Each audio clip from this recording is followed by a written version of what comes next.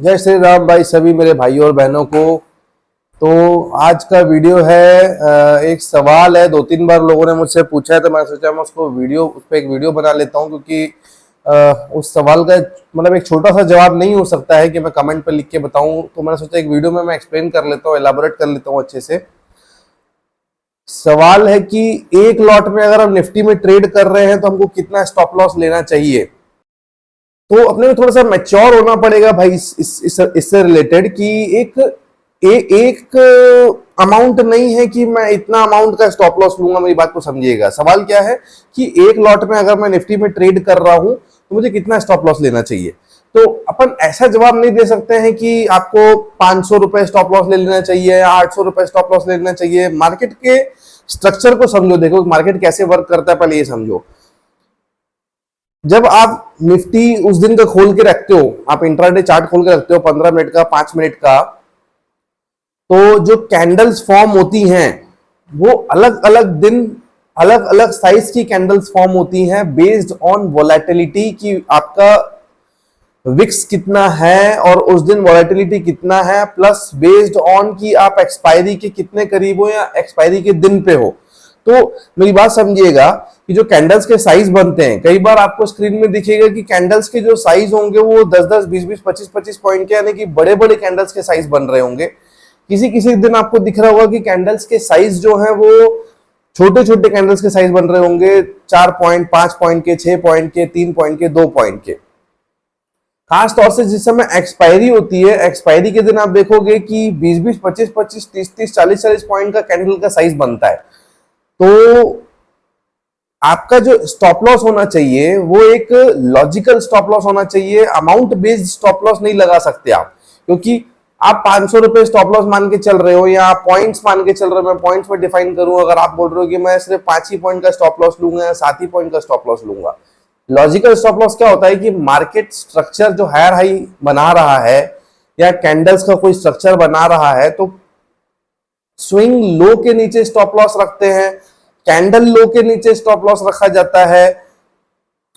तो कैंडल जब फॉर्म हो रही है, अगर वो 15 पॉइंट की कैंडल फॉर्म हो रही है तो आप उसमें 5 पॉइंट का, 7 पॉइंट का स्टॉप लॉस कैसे रख सकते हो। वो आपका मोस्ट प्रोबेबली स्टॉप लॉस जल्दी खा जाएगा, आपके चांसेस ज्यादा है स्टॉप लॉस हिट होने के। आपको कैंडल लो के नीचे, आप समझो इतनी बड़ी कैंडल है, कैंडल के लो के नीचे यहां से इतना थोड़ा सा गैप लेके आप स्टॉप लॉस लगाते हो, क्योंकि वो फिर मार्केट का स्ट्रक्चर बिगाड़ देगा कि मार्केट ऊपर गया, अगर कैंडल लो कट जाता है का मतलब है कि मार्केट का स्ट्रक्चर बदल गया, क्योंकि मार्केट ऐसा गया है तो उसको आधा या थोड़ा और नीचे आके वापस ऊपर चले जाना चाहिए। तो हम कैंडल के नीचे इसलिए स्टॉप लॉस लगाते हैं कि उसके नीचे आ गया तो हमें मान रहे हैं कि कहीं ना कहीं अब ये या तो फिर उस मूव में दम नहीं है या मार्केट वापस रिवर्स हो सकता है, घूम सकता है, अपना ट्रेंड चेंज कर सकता है, तो हम निकल जाएं, रिस्क ना ले अपनी उससे बड़ा लॉस लेने का, हम गलत प्रूफ हो गए हैं, हम निकल गए। तो ये एक लॉजिकल स्टॉप लॉस होता है। तो किसी दिन अगर मार्केट ने 15 पॉइंट का या 12 पॉइंट का कैंडल बनाया है तो आपको उसके नीचे 12 पॉइंट के कैंडल के नीचे 13-14 पॉइंट का स्टॉप लॉस, 15 पॉइंट का स्टॉप लॉस रखना पड़ेगा। किसी दिन आपके सेटअप के हिसाब से वो कैंडल सेटअप पे अगर मात्र 3 पॉइंट, 4 पॉइंट का बन गया है तो आप उसके नीचे 5 पॉइंट का स्टॉप लॉस, 6 पॉइंट का स्टॉप लॉस रख सकते हो। तो एक फिक्स अमाउंट नहीं रख सकते आपकी स्टॉप लॉस मेरे को कितना रखना चाहिए। आपको लॉजिकल स्टॉप लॉस लगाना पड़ेगा अगर मार्केट में सर्वाइव करना है तो। पहली बात तो ये हो गई। दूसरी बात ये कि बीइंग अ बिगिनर आप बड़ा स्टॉप लॉस अभी मत लीजिए। बीइंग अ बिगिनर अगर आप एक लॉट में ट्रेड कर रहे हो तो मुझे नहीं पता आपके पास कितनी कैपिटल है। आपके पास हो सकता है 10, 15, 20 हजार रुपए कैपिटल हो सकता है आपके पास 50 हजार रुपए कैपिटल हो सकता है आपके पास 1 लाख रुपए कैपिटल हो सकता है 5 लाख, हो सकता है 10 लाख, हो सकता है 1 करोड़ रुपए कैपिटल हो। आपके पास कितनी कैपिटल है आई डोंट नो, पर अगर छोटी कैपिटल है तो आपको, आप ये समझिए कि मार्केट में अगर आपको सीखना है स्टॉक मार्केट, तो आपको एक लंबी रेस का घोड़ा बनना पड़ेगा, आपको एक कछुए का एटीट्यूड रखना पड़ेगा। आपको मैराथन रेस दौड़नी है तो वहां पर आप स्प्रिंटर बन के काम नहीं कर सकते हो। अगर आपको मैराथन रेस जीतनी है तो आपको स्लो दौड़ के ही मैराथन रेस जीत सकते हो। एक स्प्रिंटर जो 100 मीटर, 200 मीटर दौड़ता है स्पीड में, वो मैराथन रेस कभी नहीं जीत पाएगा। तो स्टॉक मार्केट एक लंबी जर्नी है, वो एक मैराथन रेस की तरह है। आपको स्लो स्लो दौड़ना है और लंबा जाना है। सीखने के लिए आपको 2-3 साल लंबा अपने आप को खींचना है कछुए की तरह।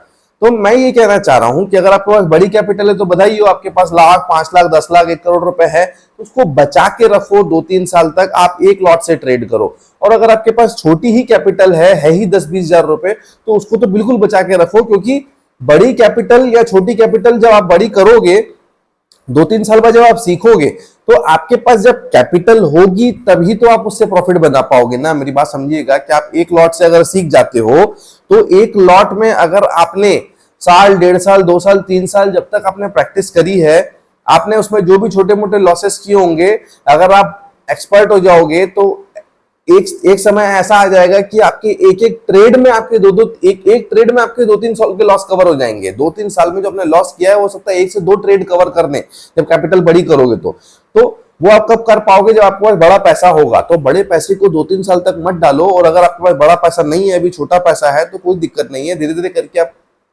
आप 2-3 साल में उस पैसे को कहीं ना कहीं से लेके आओ, कमा के, साइड बिजनेस करके या डे नाइट शिफ्ट करके, आप नौकरी करके पैसा वहां से जमा कर सकते हो, और फिर उसके बाद वो पैसे से आप ट्रेड करना। लेकिन उसके पहले भी आप एक लॉट रखो और लंबा सर्वाइव करने की कोशिश करो। हर समय ट्रेड करना जरूरी नहीं है, मेरी बात को समझिएगा कि आपको हर समय ट्रेड करना जरूरी नहीं है, पर लाइव मार्केट में दिन भर बैठ के रह के सीखना जरूरी है। सेटअप समझिए, मार्केट कैसे चलता है समझिए। सपोज करो आपके पास 10-20 हजार रुपए है, तो आप कैसे मैनेज करोगे। कभी कभी अगर मान के चलिए 10 पॉइंट का स्टॉप लॉस वाला कैंडल आ गया तो एक ही आपके स्टॉप लॉस में 750, 800, 900 रुपए उड़ जाएगा। तो एक रूल बनाओ कि एक से ज्यादा मैं लॉस नहीं करूंगा, और 1000 रुपए से ज्यादा एक दिन में मैं नहीं दूंगा। मान के चलिए 400-500 रुपए लॉस हुआ तो एक ट्रेड और ले लो 400-500 रुपए का। 1000-1100 का लॉस हो गया एक ही ट्रेड में या 2 ट्रेड में, तो उसके बाद मार्केट में बिल्कुल बंद कर दीजिए ट्रेडिंग करना। किसी दिन आप एक्चुअल ट्रेड करिए, किसी दिन आप पेपर ट्रेडिंग करिए कि मैं देखूंगा कि मैं पेपर ट्रेड, आज के दिन मैं बैठा हूं, मैं ये डिसाइड करके बैठा हूं कि आज मैं पेपर ट्रेड करूंगा यार, कल या परसों या 2 दिन से मेरा बड़ा लॉस हो गया, मुझे कैपिटल लंबी खींचनी है, तो अगले 1-2 दिन में जो है सिर्फ पेपर ट्रेड करूंगा, मैं मार्केट देखूंगा। पेपर ट्रेड में अपनी एक्यूरेसी जांचो, और पेपर ट्रेड में रूल्स बिल्कुल मत तोड़ना ना, रूल्स आप ऐसे ही फॉलो करना जैसे एक्चुअल आप ट्रेड में कर रहे हो। आप सीख रहे हो मार्केट, आप जो आज कर रहे हो वो 2-3 साल बाद आप बड़ी कैपिटल के साथ करने वाले हो, ये मान के करना, ये मान के चलना कि आज मैं अगर पेपर ट्रेड में भी, फेक ट्रेड में भी अगर मैं जो रूल्स फॉलो करूंगा वही रूल्स में आने वाले समय में 1 लाख में, 5 लाख में, 10 लाख में, 1 करोड़ में भी फॉलो करने वाला हूं। तो कभी भी रूल्स ब्रेक मत करना। रूल्स ब्रेक की आदत डालोगे तो जब तक रूल्स ब्रेक की आदत डालते रहोगे बड़ी कैपिटल पे नहीं पहुंच पाओगे। तो कैपिटल को लंबा खींचना है।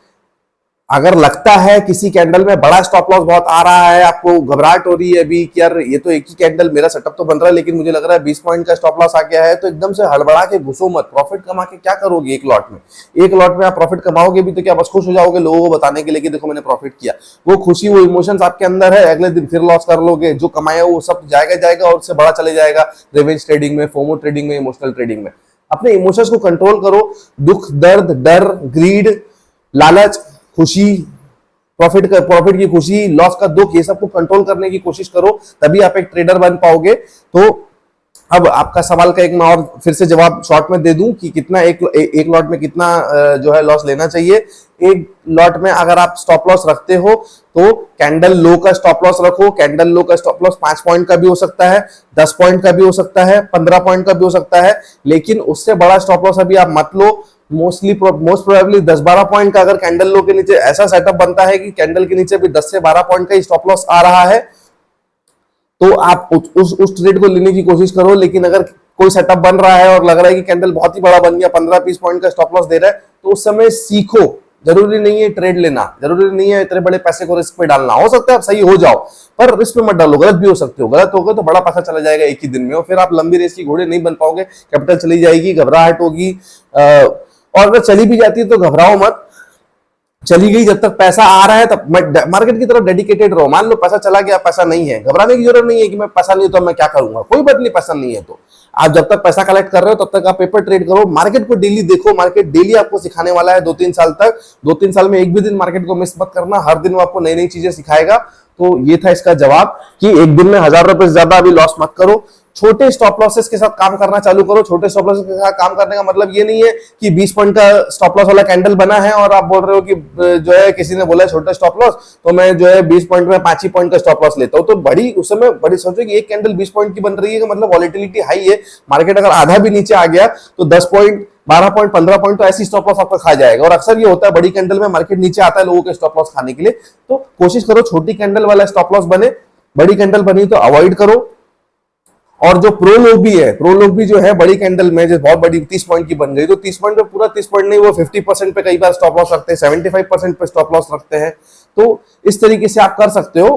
अभी बड़े लॉसेस को थोड़ा सा अवॉइड करो, इग्नोर करो, छोटे लॉसेस पे काम करो, छोटे लॉस के सेटअप आए उस पे काम करो। एंड मेरे ख्याल से इतना जवाब मेरा काफी था। अगर इसके बाद भी कोई डाउट बचता है तो कमेंट सेक्शन में पूछ लीजिएगा। आज के लिए इतना ही, वीडियो बहुत बड़ा हो जाएगा। कुछ और अगर मेरे को लगता है मैंने बताने में कुछ कमी करी हो या कोई डाउट रह गया हो तो आप पूछ सकते हैं। आज थैंक्स फॉर वॉचिंग और मिलते हैं किसी नेक्स्ट वीडियो में। जय श्री राम।